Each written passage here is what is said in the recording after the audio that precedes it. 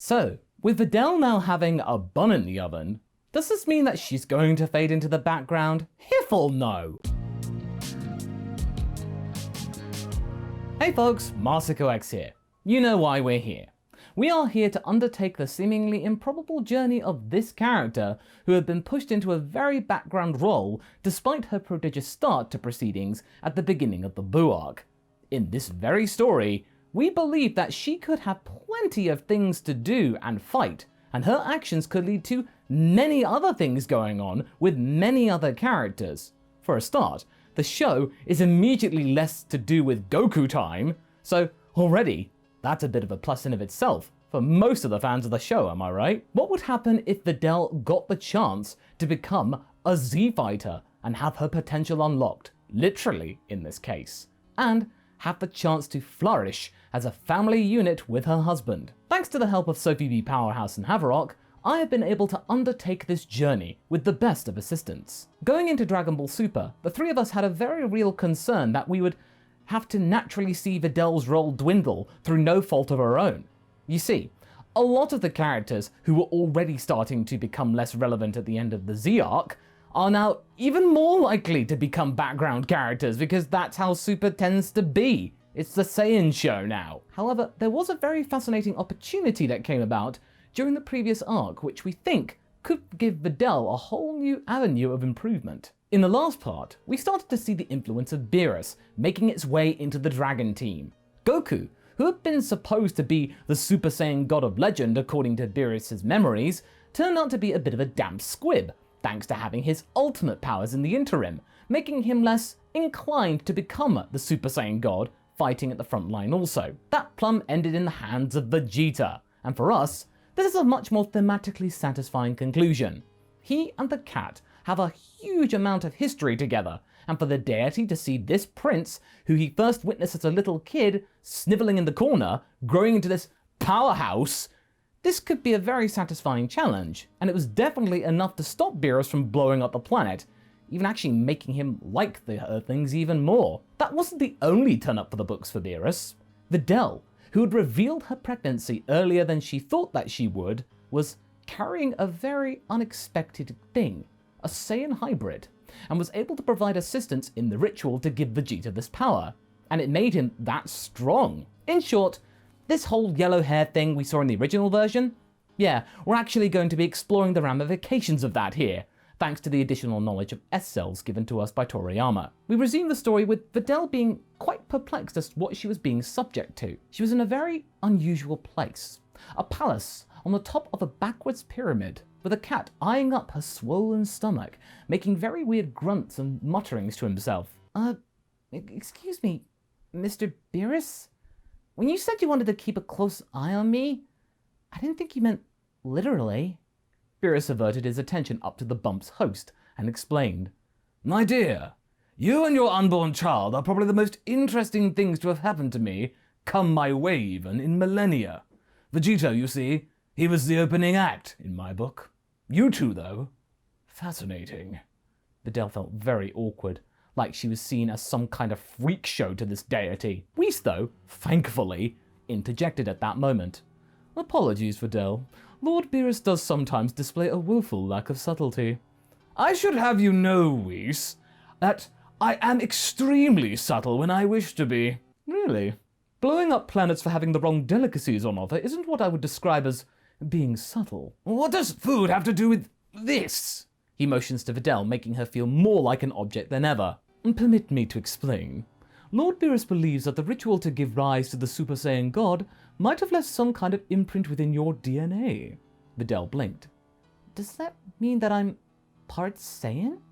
Hard to say, but you have been directly exposed to their genetic makeup, and not just with the gestation of your child. It'll be most intriguing to see what happens, if anything. In any case, Lord Beerus likes to have a project on the go. Videl then pondered another point. Wait, why did you wish me to watch this training again, Lord Beerus? I can't exactly take part right now, you know. Beerus glared at her. Why should it concern you? I requested your presence here. That is enough justification. Just be sure to pay close attention. Beerus walked off to the nearby buffet cart and picked some rather rather fancy Earth delicacies that the Dragon Team members had presented to him as some sort of favour for all of the training. Videl then held her head in her hands and simply watched her husband, Vegeta and Goku training with one another, taking on board the information that Whis had provided just now, and especially before the angel stepped in again to continue the training. She paid close attention to how God Ki worked. This became the pattern for many months. As Videl grew bigger, as did the Saiyan's powers. In fact, Vegeta seemed to have managed to progress the most. He actually made the most obvious gains. He had perfected the Super Saiyan God technique, and then started to, with the help from Goku's experience, to have concocted some kind of hybrid of Super Saiyan with the Super Saiyan God power. It resulted in some kind of blue-haired form. I don't know how red and yellow make blue, but it left the prince stronger and in fact, on par with Gohan's ultimate form. As for Gohan and Goku, who both had their potential unlocked and couldn't obviously overtly go Super Saiyan, it didn't follow this same trainer power game. Both Gohan and Goku, much more so the former, treated this exposure to God Ki as like some kind of power boost.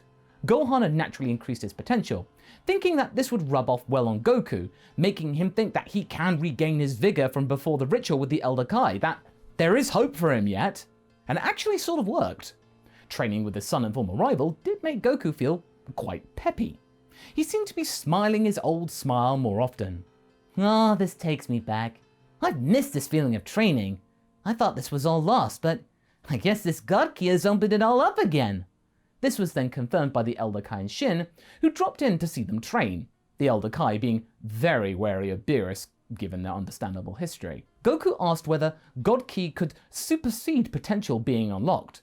"Of course it would," shouted the Elder Kai, like this was the most obvious question in existence. "It's a whole other branch of power that we Kais don't possess. God Ki will certainly enhance your energy. It's something quite different to traditional Ki." Goku nodded and felt quite energized, hopeful. But his mind was still settled. He didn't feel the need to drop everything like he used to. He liked what he had established over the last few years. He was happy with that lot. But at least now his potential had been extended just that little bit more. He felt less empty. And that was nice. One day, back on Earth, the moment came. Videl gave birth to Pan, and the entire Dragon Team were there to greet the young babe, with Beerus and Whis then making a surprise visit not long after the arrival. "Apologies for the lateness," uttered Whis. "We had to stop for a snack break halfway through the Andromeda Galaxy." Beerus was picking his teeth after a particularly nice morsel. "So where is it then? Where is this child?" Beerus said without a modicum of tact. He barged his way through, and soon set his eyes on the young Pan. His face eased, and he smiled warmly. "Excellent. She is perfect." He reached out his finger, and Pan grabbed it, letting out a little giggle. Beerus blushed profusely, hoping nobody would notice. They did, but they chose not to say anything. Whis then looked at Pan. "Lovely. Now, Videl, I must ask, how do you feel?"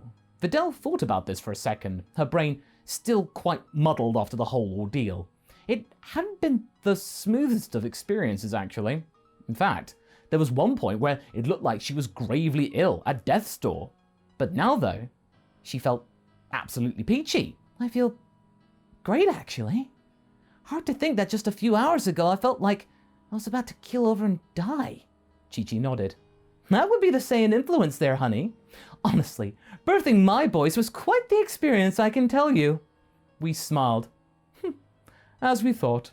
Lord Beerus and I's suppositions were correct. Videl, you were gravely unwell recently, but now you feel better than ever. Does that trait ring a bell with you, Vegeta?"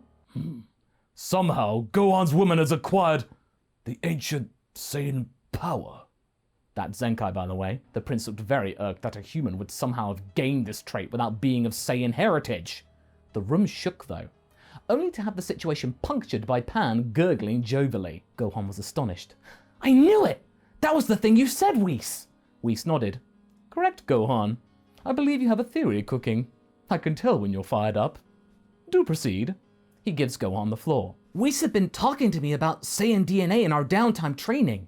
I found it all rather enthralling, as I hadn't really thought about it up until now. The ritual was a very compelling paradigm to explore." Vegeta coughed. "In English, bookworm!" Right. Well, the ritual to give you the power of the Super Saiyan God, Vegeta, It left its mark on Videl. Somehow, Saiyan cells have been suffused with her human cells. She's not a Saiyan hybrid like I am per se, or like Pan here, but she's sort of like a human plus? This permeated the room, and this led Hercule to panic. Does that mean my baby girl is some kind of mutant? What did you all do to my daughter and now granddaughter? Relax, Hercule, said Whis calmly. Videl is perfectly healthy. In fact, her body has rejuvenated from the rigors of childbirth rather quickly. In normal circumstances, I would have offered to birth the child myself, without the need of surgical, primitive intervention. But, given Lord Beerus's theory and wishes, I decided to let nature take its course. Videl looked angry, almost throttling Whis. What? You mean to tell me you could have spared me all that pain at any moment? Oh, do think of the bigger picture, my dear. You'll thank me later. Simply by being there watching the others train, you and your daughter shall reap many rewards, especially the youngling.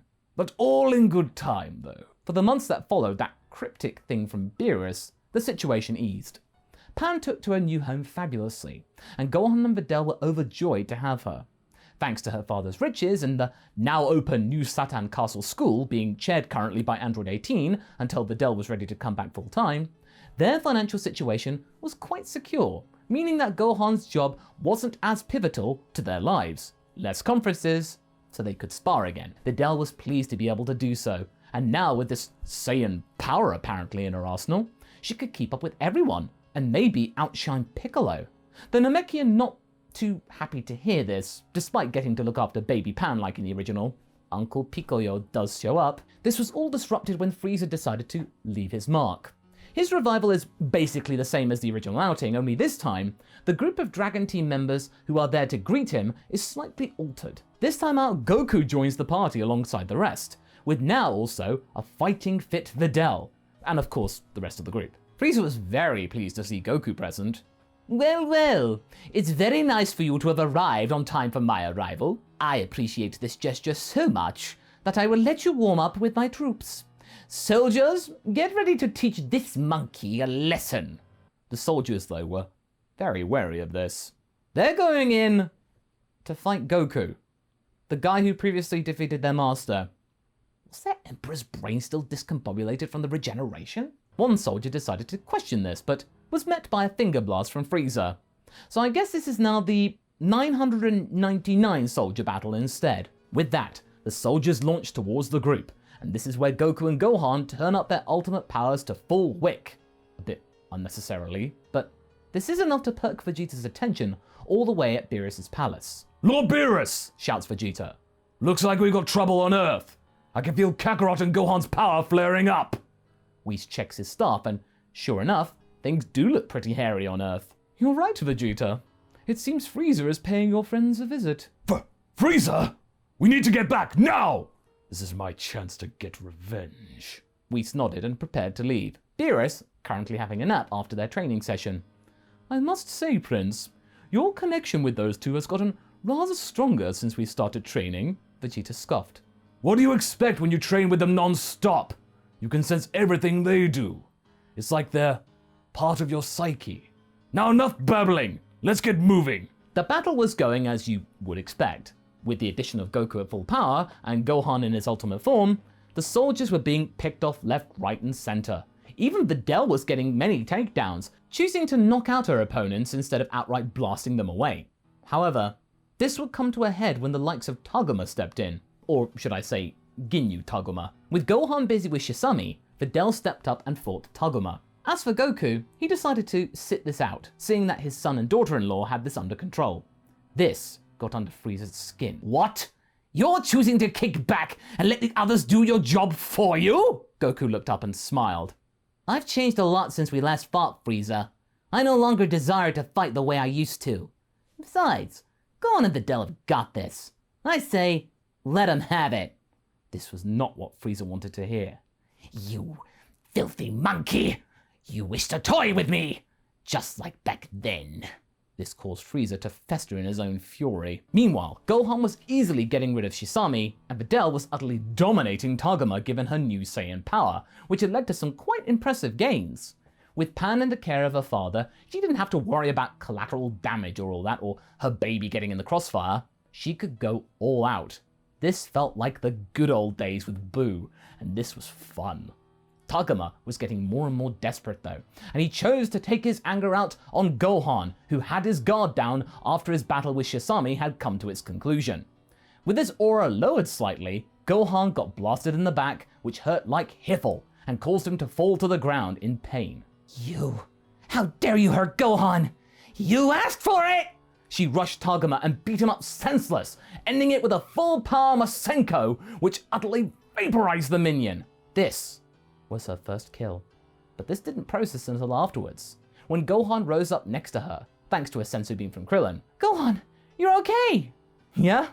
Krillin brought some sensu beans, luckily. Where's the other minion, Videl? I killed him. I've never done that before. My God. Videl was shaken by this, but Gohan was there to comfort her. Videl, it's okay. You did it defending us. You did it to protect me. Thank you. I love you, Videl. I love you too, Gohan. They kiss and high-five. Quite the touching scene. The two looked to Frieza. Since the reason for me coming here is choosing to be no fun, I will instead take my ire out on you two. That being said, I am intrigued to see you have progressed, young Gohan. I remember you being quite the pest on Namek. Let's see how you square up against my newfound power. Your final form, Frieza? Gohan said. That's nothing compared to us anymore. I could squish you in one punch just like that. That's where you're wrong. Permit me to demonstrate. Frieza lets out his anger at being snubbed by Goku and charges up to his golden Frieza form, omitting all that preamble in his final form from the original. That wasn't needed. That was pure fluff in my opinion. Frieza set his sights on Videl and Gohan, with Goku looking up from below with a smile on his face. Fool. He's rushing into this battle like before. The rest of the group are confused at what he means by this, but it's going to become clear later. This means we get Golden Frieza going up against a couple of Gohan and Videl, and this battle is pretty exciting to watch. Videl isn't the main hitter, but she is certainly giving Frieza some trouble, where Gohan is there to provide the big strikes. The reason I chose to do this was to expand upon the history and weird relationship that Frieza has towards Gohan. Bizarre respect in a way. It was touched upon during the Tournament of Power, and here it can be manifested in a different and more compelling way, which can provide a more interesting and different outcome. With both Gohan and Videl at full charge and with their training at maximum, Frieza is being slowly whittled down by the pair. Stamina, Namek, that same thing, and in the end, it looks like Gohan is about to land the final blow. But then of course he's distracted again and is shot through the heart and Sorbet's to blame.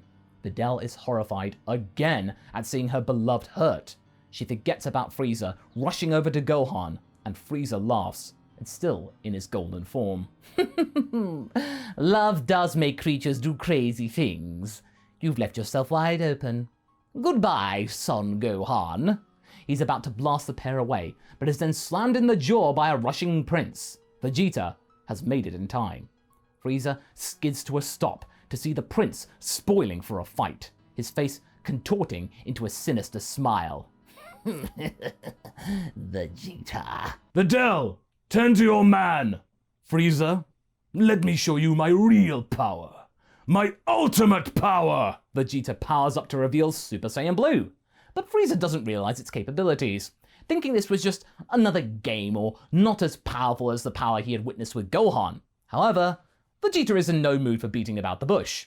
Unlike the original, he's going to be just doing a more refined version of mine. In one blast, he launches a supercharged godly Big Bang attack. Frieza doesn't try to evade or block, thinking this was nothing, but that changed until it was too late. With a howl of shock, Frieza is vaporized in an instant. And when the dust is cleared, there is not a trace of Frieza left. No chunks, nothing. Vegeta lowers his arm and smiles. Finally, it's over. He powers down and walks over to Gohan and Videl. You two, well done. You softened him up for me.